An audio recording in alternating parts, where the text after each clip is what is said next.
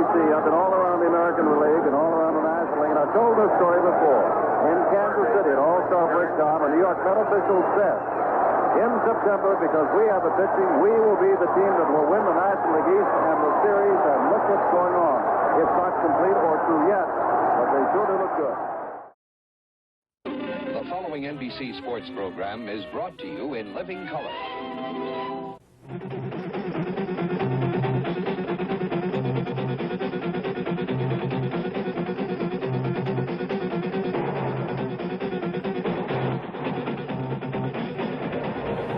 The temperature 50 degrees in New York, a brisk breeze blowing. The weatherman said there might have been a chance of rain. It hasn't, and neither team took fielding or batting practice. Ladies and gentlemen, last night we saw a rare moment in World Series history. 2 standing ovations for a reserve obscure infielder by the name of Mike Andrews. Mike Andrews did not have a job in the middle of the summer. After being picked up by the Oakland A's, he was sent home packing last Sunday night.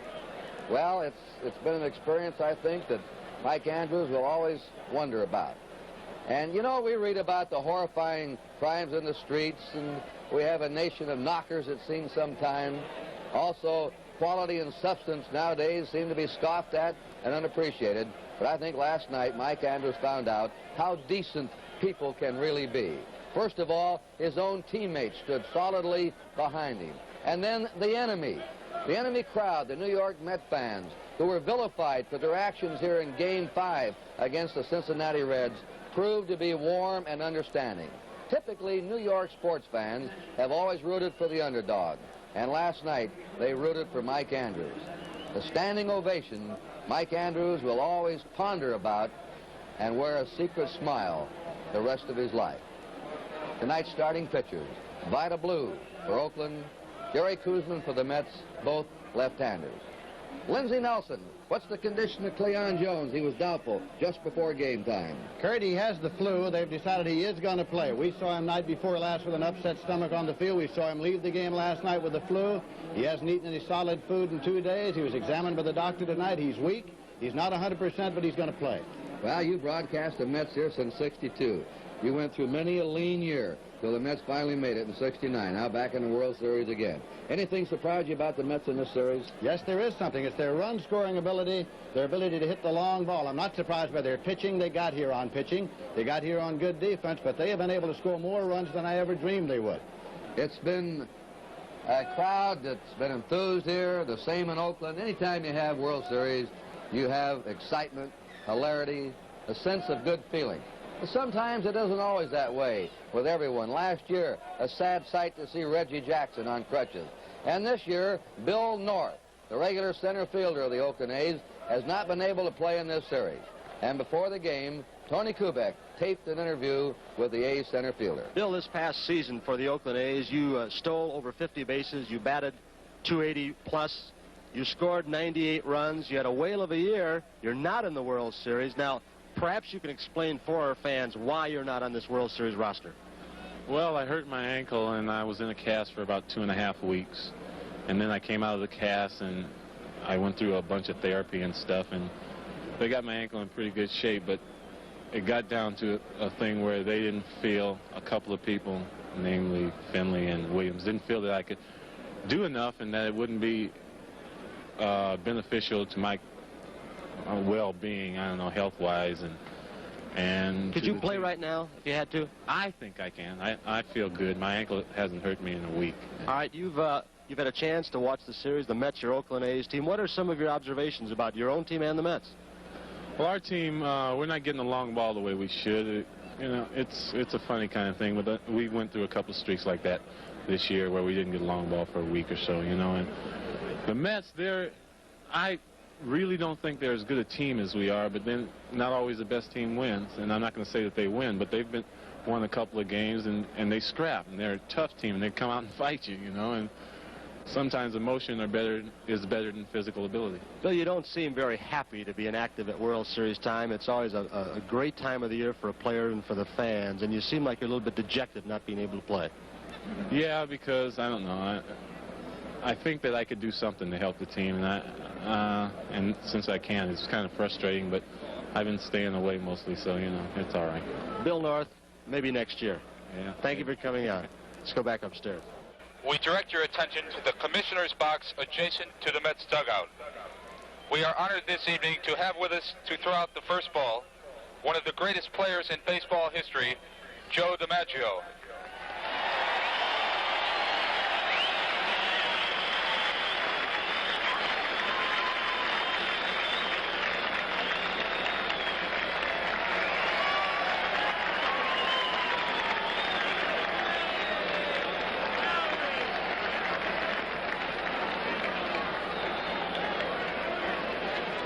Joe DiMaggio, who played in 10 World Series, had 8 home runs, probably weighs about 1.5 pounds more now than when he played. One of the most beautifully groomed men in baseball history. I think he's better looking now, Lindsay, than he was when he was a player. I think he's by far more distinguished looking than he ever was in his life. Joe D. Well, as Jerry Koosman walks around behind the mound and gives a good sign to all his players, Bert Campaneris stands in, and we're ready, and here is NBC's Jim Simpson. ARCHIVAL Campaneris against Koosman in the second game, 1 for 2, had a triple. As Koosman working fast comes back with a no. Another slow breaking ball, gloved by Garrett on the ground at third base and closing out. Milner fell off the bag, but managed to keep his foot dragging across the bag for the out. 1 out. And that'll bring up Joe Rudy. Back again with the breaking ball. Grounded again toward Garrett. Behind Garrett is Harrelson. The long throw from the hole. High off the bag. Milner comes down. He's out. John Milner leaped high to get the throw and came right down on top of the bag and had Rudy by half a step. 2 out of the scoreless first inning. And here's Sal Bando. 4 hits in 15 attempts. He had a triple in 2 attempts against Koosman in the second game. Back misses outside with a fastball, and on 4 pitches, Bando walks, and up comes Reggie Jackson. 3 and 2, 2 out. Bando will be going. There he goes, swinging a miss. Jackson strikes out to end the inning. No runs, no hits, no errors, and Bando left at first. We go to the last of the first. There's no score. 2 and 2 to Garrett. Blue now throws another fastball and strikes him out swinging. That'll bring up Felix Leon. Hitting the first pitch toward the first baseman, Tennis, slips underhand to Blue, who's over there very quickly and alertly to cover the play. And on 1 pitch, Leon is out. And here comes Rusty Staub. The most hits in the World Series, 7. And with that bad right shoulder after crashing into the right field wall here in New York in the National League Championship. 3 balls, 2 strikes. Vida Blue ready and throws the fastball, lined out to left field. Rudy doesn't have to go too far to haul in the line drive. And there goes Staub again, hitting the other way. Now, runs, hits, or errors, none left. At the end of 1 in the 5th game of the World Series, there is no score. Here we go in the second inning once again, Jim. Gene Tennis, right-handed hitting second baseman and catcher playing, or first baseman and catcher playing first base tonight, leads it off. Throws him another breaking pitch. Curveball strikes him out. Well, that was the pattern of Koosman, as we showed you, against those Reds.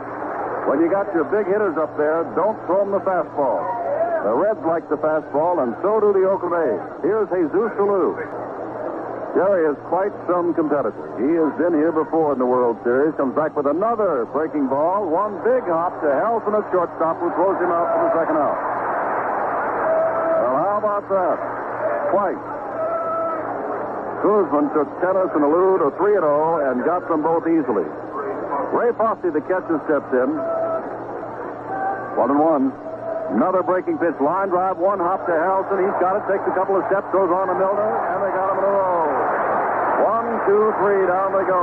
At the end of 1 1/2. New York nothing and Oakland nothing. Ready for the Mets to bat in the second. Cleon Jones comes on, and here's Jim. And Jones waited until Vida Blue was almost through with his warm-up, just taking that last little extra bit of rest. This is the one who had the flu, was ill out in left field. In our first game here in New York, felt very badly last night, replaced by Theodore in the late innings, and now, despite the flu, feeling weak, he is in the lineup. 1 ball, no strike. Blue, the left-hander, throws him another fastball. Line drive, left field. Back goes Joe Rudy. It's past him, bouncing off the wall. Rudy picks it down. Jones on his way to second base. The throw to the cutoff man. He's into the stand-up double. And Jones continues to hit Vida Blue.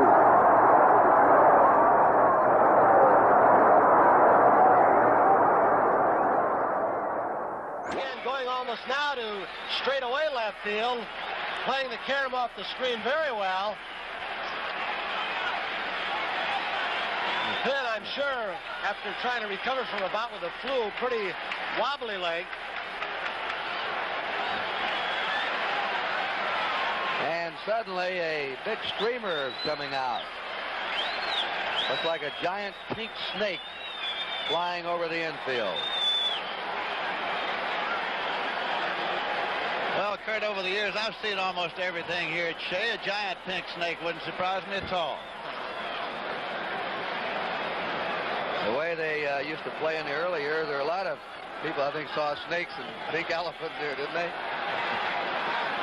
Jones at second, nobody out. John Milner, the batter, a strike to him. Milner is 5 out of 16. He's batting .313.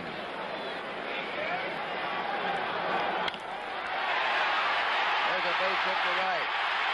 Here's Jones coming in to score. And the Mets lead 1-0.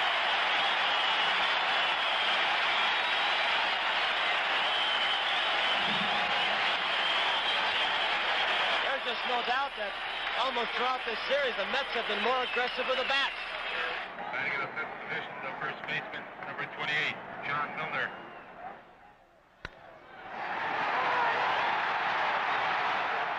John Milner single scores Cleon Jones, and the home fans love it. Second RBI of the series for John Milner. Brody can go to right field. Let's see if they put a hit and run on. They haven't been trying to steal, but they have been playing some hit and run, and successfully, too. Stop executed. An adroit hit and run play last night. High fly center field. Reggie Jackson drifting back. One down. Milner holds at first. Don Hahn, 3 out of 18. Batting .167.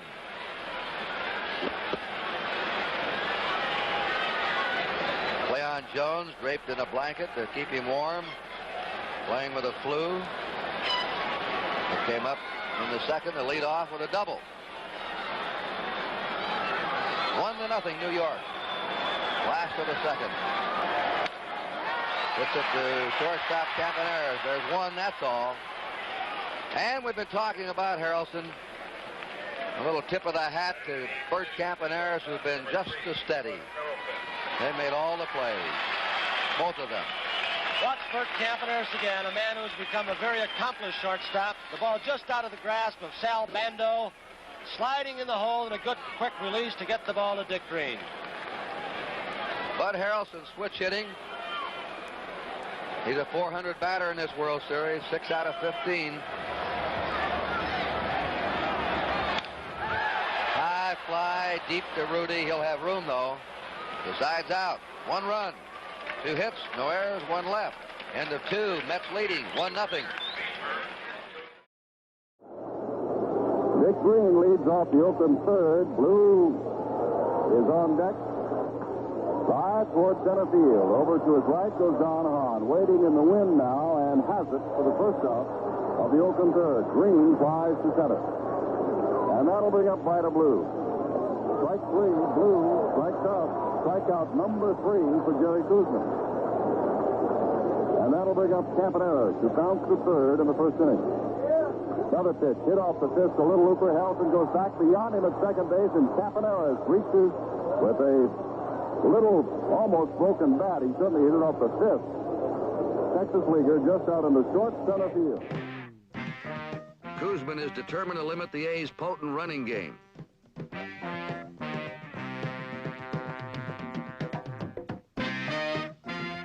Gary Grody lets Campaneris know he's under constant surveillance. Even right fielder Rusty Staub gets in on the act.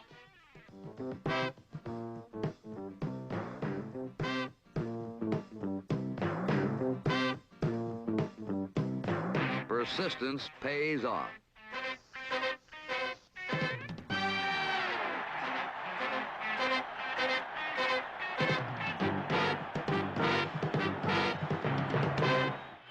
Watch Campy. All he had to do was lean. A pretty good bulk move by Jerry Koosman, and he got away with it, picking off Campaneris. So at the end of 2.5 innings, it's the New York Mets 1 and the Oakland A's nothing. Kneeling on deck is Cleon Jones, who doubled the lead off the second and scored the game's only run. Comes back and he hits toward left line drive past the glove of Campaneris. I thought Campy would have it, but it curved away from his glove for a base hit, and Saab has hit number 8. Campaneris looked like he touched it. Made a nice try.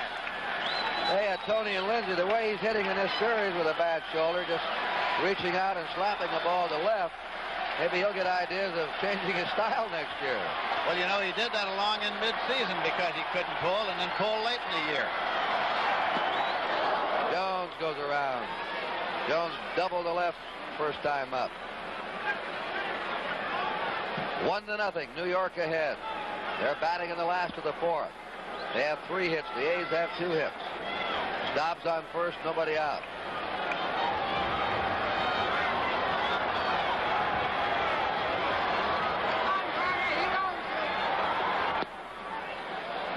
Well, we're in the 5th game. Rusty Staub already has 8 hits. Yogi Berra likes his style. The World Series record is 13 hits, held by Tony's close friend and former roommate Bobby Richardson in 64, and Lou Brock in 68. And it's a base hit up the middle. Staub is stopping at second. Cleon Jones, he should have the flu every night. He's 2 out of 2. Last 2 nights, it's been a case of the walking wounded supplying a lot of the power.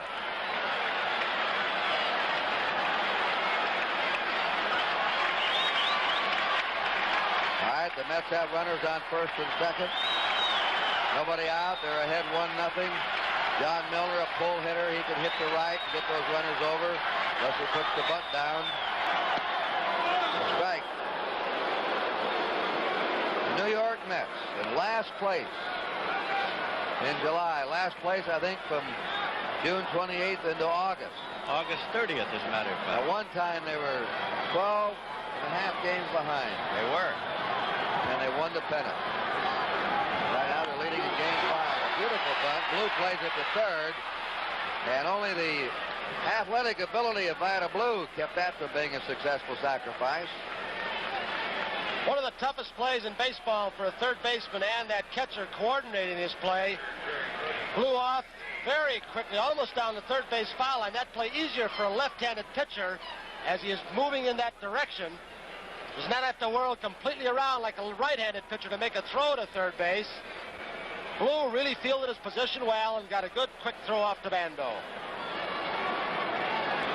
The Mets were 12 behind after the games of July 4th. And tradition says that the team in first place on July 4th should be the winner of the pennant. But it doesn't work out that way. Always.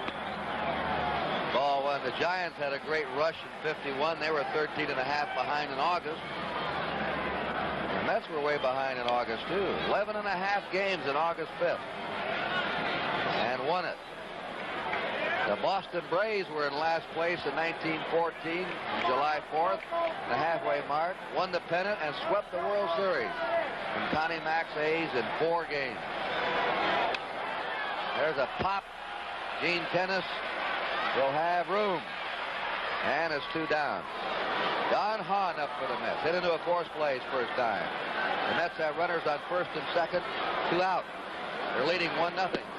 Blue fires a fastball across. Rollie Fingers continues to warm up.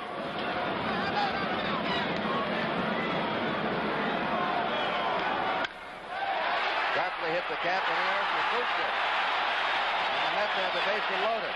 Campaneris overran that ball. The ball got on Campy much more quickly than he thought. He didn't get a chance to get down on the ball. See, he's caught in between his hop, and he tried to plant that right foot. Fortunately, he was able to knock it down with his glove, preventing a run from scoring. An error charged to Campaneris.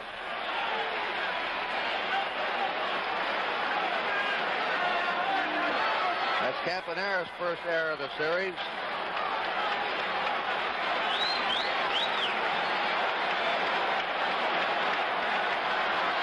and the 8th error for the Oakland A's. The Mets have made 6 errors. Bases loaded. Harrelson up. Harrelson pops it up. Gene Tennis waving his arm. I've got it, and he does.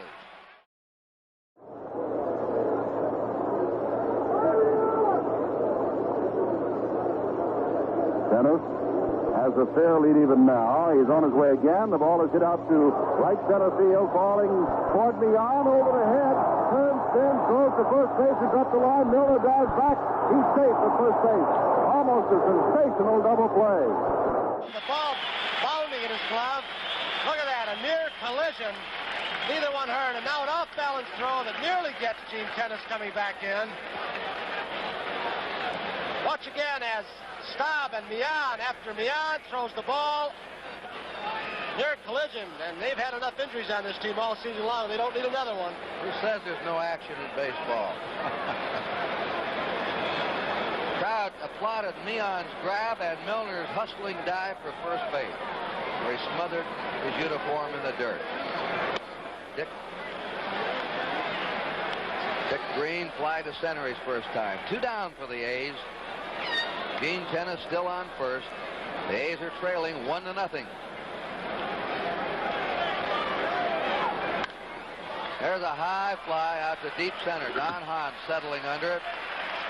And that's it. No runs, no hits, 1 left. We're halfway through, and the score, Mets 1, A's nothing.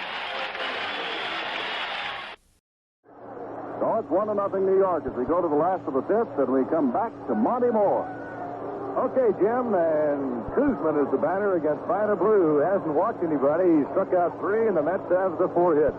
Pitch to Koosman is thrown right by him. It's the Blue Blazer leading him up there, and it's the 4th Vida Blue strikeout of the night. 1 down in the 5th. Here's Wayne Garrett. 3-2 again. Walked him this time, ball 4. So the Mets got a man on with 1 out, and here's Felix Mian, one of the best bat handlers in the National League. Getting a great round of applause for his outstanding play on the blooper hit on a hit-and-run play by Ray Fosse. He gets a good lead. Here's a pitch. Pitch out, and it's a wild pitch all the way into the stand area. Vida Blue on a pitch out, threw the ball over the catcher's head. Blue just cut it loose a little too far. Fosse could not get up. He made a good try to stop it. Dick Williams maybe thought he had picked up a signal from Eddie Yost, but he didn't. It's scored as a wild pitch, and here comes Wes Stock, the pitching coach, out to the mound now to talk to Vida Blue. We're going to get some action down in the bullpen of the Oakland A's. They get Raleigh Fingers up again. Raleigh Fingers is up and throwing for the 2nd time tonight.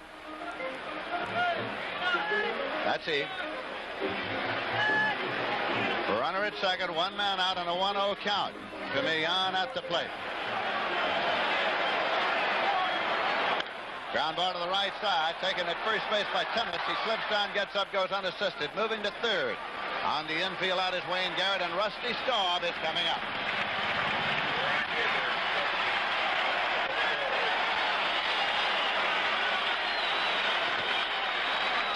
Rusty Staub, a young fellow who has invested in a raft of businesses in Montreal, where he was known as Le Grand Orange. Has an apartment in New York where he plays, is a native of New Orleans where he frequently visits his parents, and his legal address is Houston, Texas.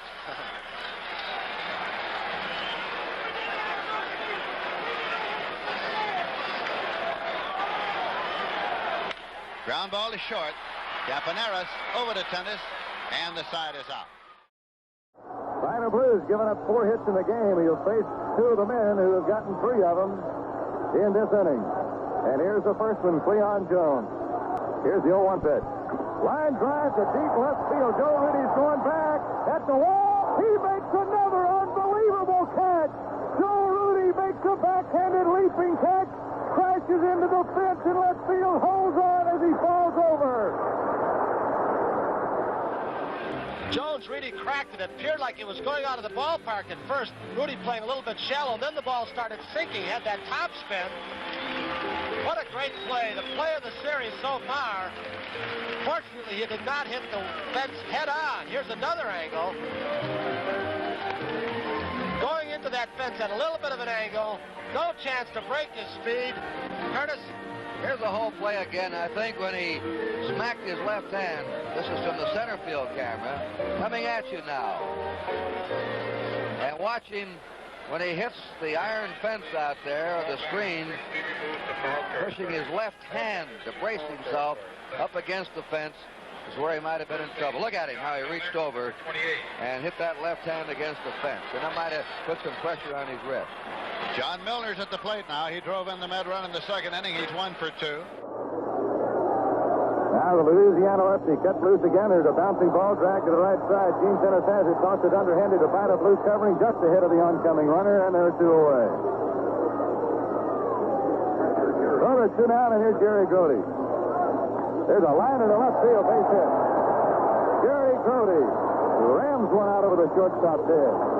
Boy, he went down and got that one. I believe it was Vida's curveball that he hit on. Here's Don Hahn.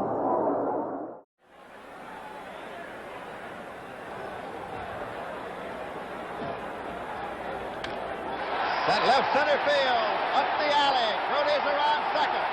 He will score. He's getting a green light at third. Grody's coming home, and Hahn's on the way to third. Grody scores a triple, a run batted in. The Mets are leading by a score of 2-0.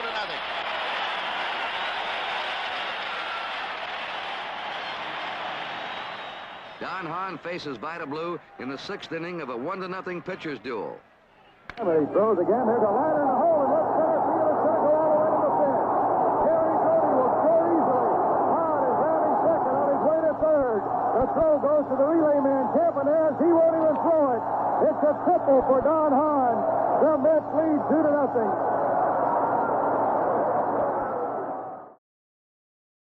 Koosman rolls along the shutout route, protecting his 2-run margin by frustrating the Oakland power hitters with his best fastball since 1969. I went into the ball game feeling very confident. I had good stuff in the bullpen, although after an inning or two, I found I wasn't getting my curveball over due to the dry air. My fingers stayed dry and I had trouble with my breaking ball, so I relied on a real good fastball that was moving every direction. I believe the reason Yogi took me out is because of the great relief pitcher, Tug McGraw, in the bullpen.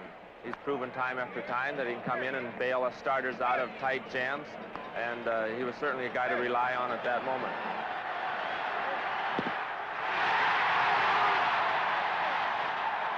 Even New York's Mayor John Lindsay is caught up in the enthusiasm.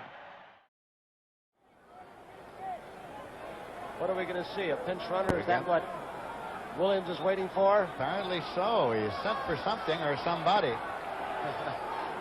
Umpire Russ Getz would like to know what he has in mind.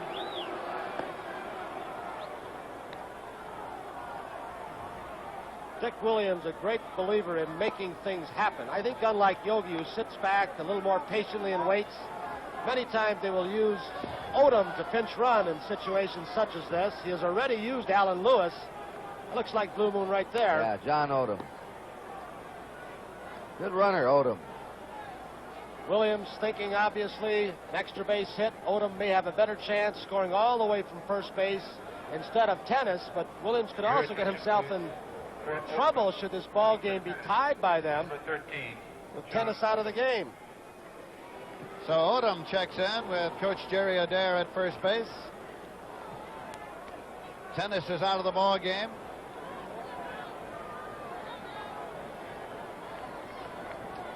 Jesus Alou at the plate.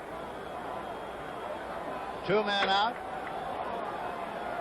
2 men on. Stone still throwing in the bullpen. The Mets are leading 2-0. In there for a called strike.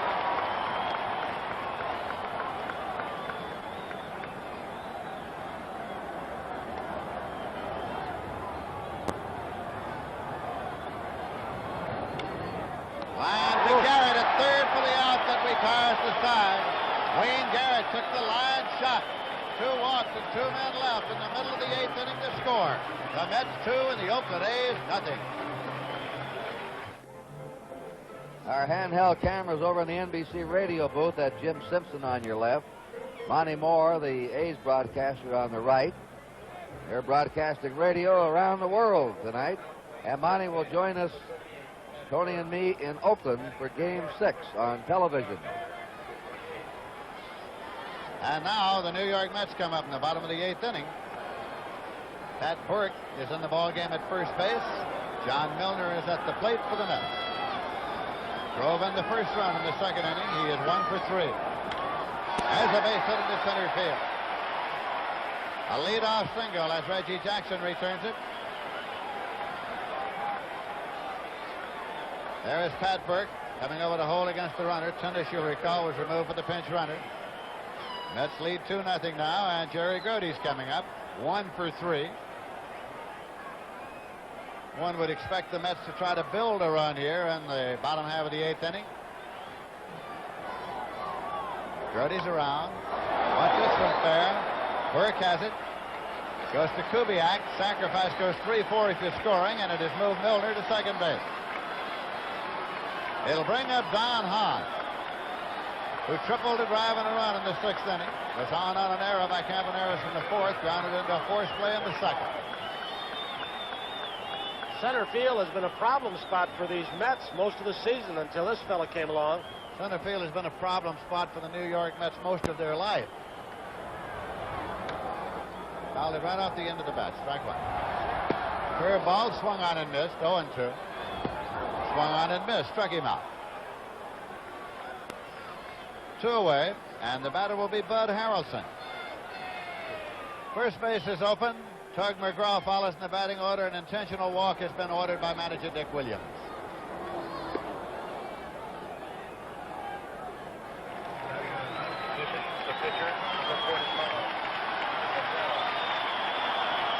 Tug McGraw coming up.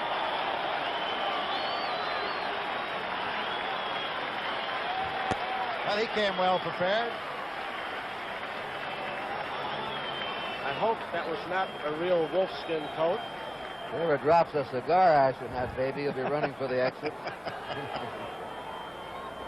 The dust blown across the infield. Fastball hit on the ground to second. Kubiak is up over to first in time. Decided retired. There was a hit and a walk, 2 left, and at the end of 8, the score is the Mets 2, Oakland nothing. Hi, I'm Al Kaline. I'm in my 20th season with the Detroit Tigers, and I've enjoyed every one of these years. Baseball has done a great deal for me and my family, more than I can ever repay. If you want a good life, like to travel first class, meet interesting people, and have a lot of fun while doing it, put your mind on baseball. Baseball is a great career. Preceding announcement made on behalf of Major League Baseball. A program note: Academy Award winner Cliff Robertson and Robert Duvall stars Cole Younger and Jesse James in the great Northfield, Minnesota raid. This week's Saturday night at the movies, 9 o'clock Eastern Time, 8 Central, right here on NBC. And the Oakland A's now are 3 outs away from dropping behind in this series. They'll send up the bottom of their order against Tug McGraw, who has relieved Jerry Koosman. Remember, Game 6 will start in Oakland, 3:30 our coverage, Eastern Daylight Time. Tom Seaver and Jim Hunter in that game. Speaking of Jim Hunter, he's throwing in the bullpen at this moment for the Oakland A's as they come up here in the top of the 9th inning. That's Hunter. Ray Fosse will lead it off. He had a double in the 7th inning. The pitch is high and away for a ball. No, if he got in there, the A's tied this, they went into extra innings. Could mean they'd switch to Holtzman on Saturday. That pitch is high. 2-0. We might start Blue Moon Odom, too. Or Blue Moon, right. Holtzman was shelled early here in Shea Stadium. That's a call strike. It's 2-1. The Mets have their bullpen going. A left-hander George Stone, a right-hander Harry Parker. There they are. Bullpen coach Joe Pignatano. McGraw delivers 2-1. Into left. Here comes Jones. Cleon Jones for the out. Cleon has had a pretty good evening for a fellow who was a doubtful starter because of a case of flu. Our statistician here tonight, Alan Routh, production stage manager Jim O'Gorman. Sinking line drives. Cleon got a good jump. The ball hit almost directly at him. A tough play for any outfielder. You don't get that sideline perspective. Here he comes again from a different angle. Good catch, protecting so the ball would not get by him. There's a strike to Ted Kubiak. Last two A's have hit line drives, Lou and Fossey. That is strike two. Billy Canigliaro has come out on deck now. Billy C. is on deck. Two-strike delivery. Rides high, it's 1-2. The A's. That's Billy C. Singing goodbye, Charlie, we hate to see you go. Just missed. It's 2-2. Well, Charlie and the A's are not folders. They'll be back Saturday, don't worry. Calling out on strike. McGraw with his first strikeout. Brought the fastball in and caught him looking. That gets the Met fans up on their feet here at Shea Stadium, and Billy Canigliaro will be batting now. Coming in to bat for Raleigh Fingers. You see Williams doing his bookkeeping there on his personnel chart on the back wall of the dugout. He's only got one man left back there. That's Davalillo. That's in for a called strike. The A's had their chances. They left 2 in the 6th, 3 in the 7th, 2 in the 8th, but they couldn't get the big hit. Conversely, Yogi Berra has not been to his bench tonight, except for a relief pitcher. Scroogie breaks low, and it's 1-1.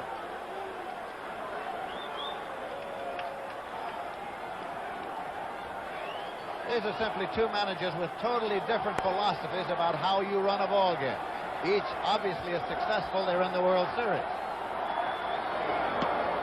And on the fastball, it's 1-2. And he wants to wind up with that Irish flair, a strikeout. Again, as we said before, if you see him get by and get this man out, there will be an emotional display that will surpass the previous one.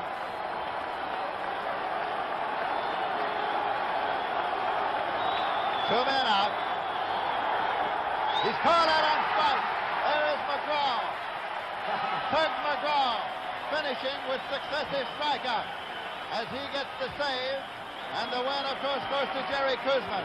And the New York Mets go out in front in the World Series 3-2. Cleon Jones coming out of a sick bed. Double, single here tonight at Terminus Park and play in the outfield. Don Hahn had a triple, a drive, and a run. The Met fans have seen the final game of the season at Shea Stadium. And now the New York Mets at 4:15 tomorrow afternoon will be flying out of New York and heading for Oakland, where game number 6 comes up on Saturday afternoon. Coverage starting on NBC at 3:30. We'll be right back after this message. Tug McGraw is definitely contagious. The author of the Mets victory slogan comes through again, and the shutout remains intact.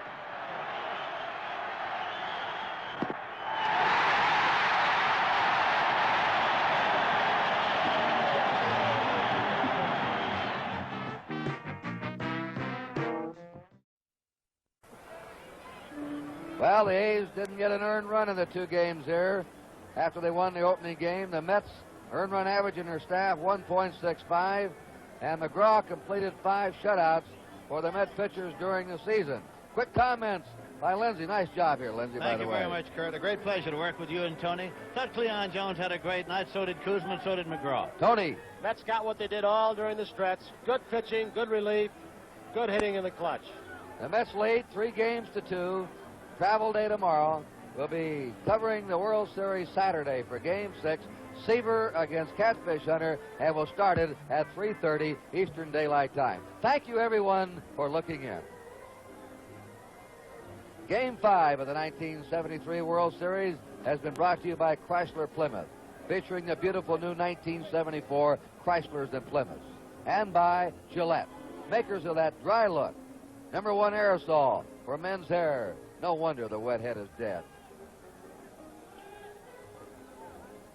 The Flip Wilson Show, Ironside, and Sammy Davis Jr., starring in NBC Follies, will return next week in their regularly scheduled time periods.